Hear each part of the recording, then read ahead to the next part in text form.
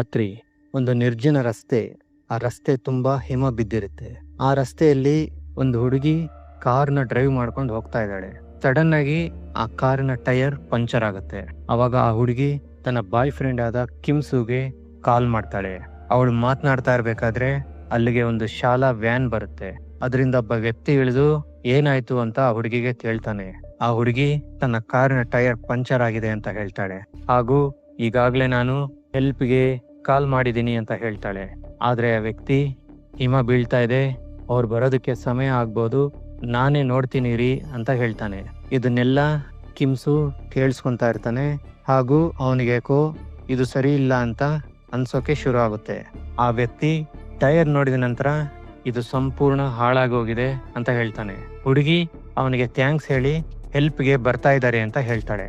ಆದ್ರೆ ಆ ವ್ಯಕ್ತಿ ವಿಚಿತ್ರವಾಗಿ ಅವಳನ್ನೇ ನೋಡ್ತಾ ಅಲ್ಲೇ ನಿಂತಿರ್ತಾನೆ. ಸ್ವಲ್ಪ ಸಮಯದ ನಂತರ ಆತ ಕಾರಿನ ಗಾಜನ್ನು ಒಡೆದು ಒಳಗೆ ನುಗ್ತಾನೆ.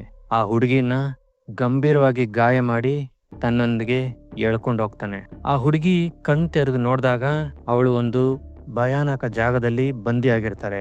ಆಕೆ ಅವನಿಗೆ ಹೇಳ್ತಾಳೆ, ನಾನು ಪ್ರೆಗ್ನೆಂಟ್, ನನ್ನ ಹೊಟ್ಟೆಯಲ್ಲಿ ಮಗು ಇದೆ, ದಯವಿಟ್ಟು ನನ್ನನ್ನ ಏನು ಮಾಡಬೇಡ, ಬಿಟ್ಬಿಡು ಅಂತ ಅವನನ್ನ ಬೇಡ್ಕೊಂತಾಳೆ. ಆದ್ರೆ ಆ ಕ್ರೂರಿ ಮನುಷ್ಯನಿಗೆ ಕರುಣೆ ಅನ್ನೋದೇ ಇಲ್ಲ.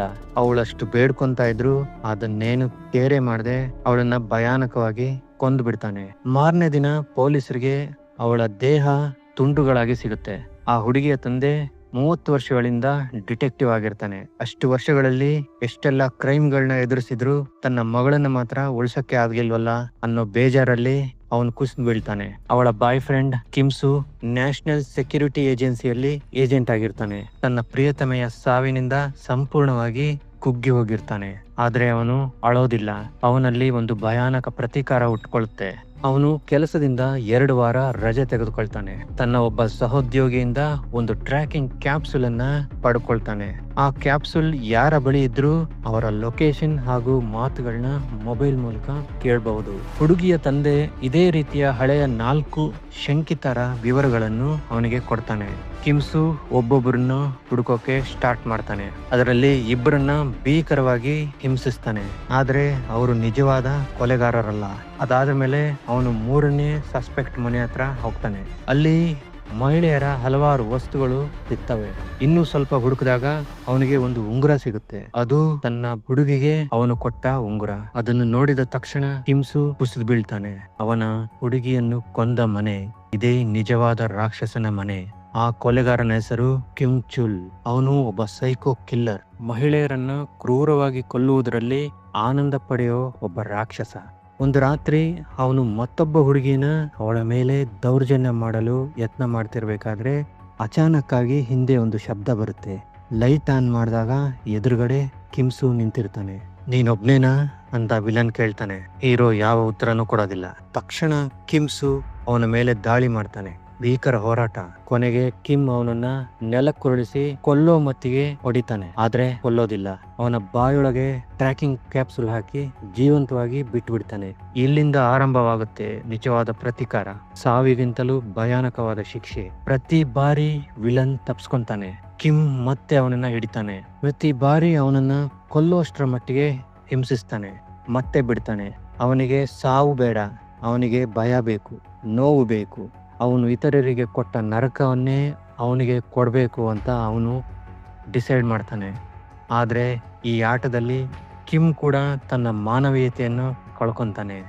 ಕೊನೆಗೆ ವಿಲನ್ ಕಿಮ್ಸುನ ಹುಡುಗಿಯ ಕುಟುಂಬದ ಮೇಲೂ ದಾಳಿ ಮಾಡ್ತಾನೆ.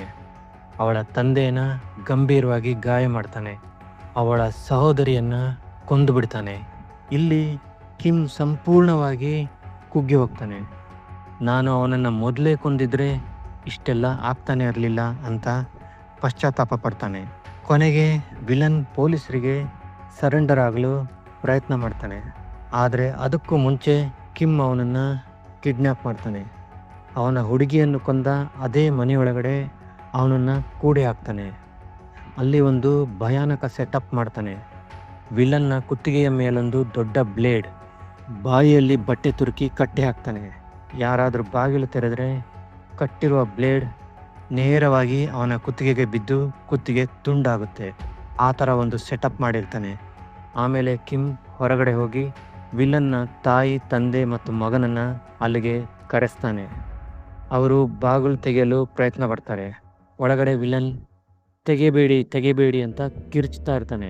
ಯಾಕೆಂದ್ರೆ ಬಾಗಿಲು ತೆಗೆದ್ರೆ ಅವನ ಸಾವು ಖಚಿತ. ಮೊದಲ ಬಾರಿಗೆ ಅವನ ಕಣ್ಣುಗಳಲ್ಲಿ ನಿಜವಾದ ಭಯ ಕಾಣಿಸ್ತಾ ಇದೆ. ಆ ಭಯ ಇಲ್ಲಿವರೆಗೂ ಅವನು ಬೇರೆಯವರಿಗೆ ಕೊಟ್ಟಿದ್ದ.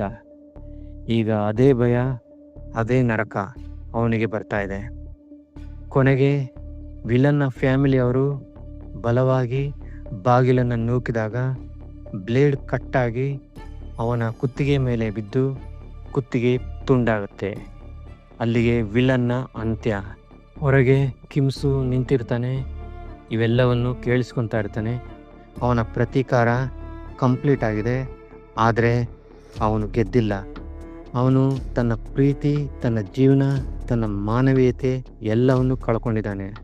ಅದಕ್ಕಾಗಿ ಈ ಚಿತ್ರದ ಹೆಸರು ಐ ಸಾ ದಿ ಡೆವಿಲ್.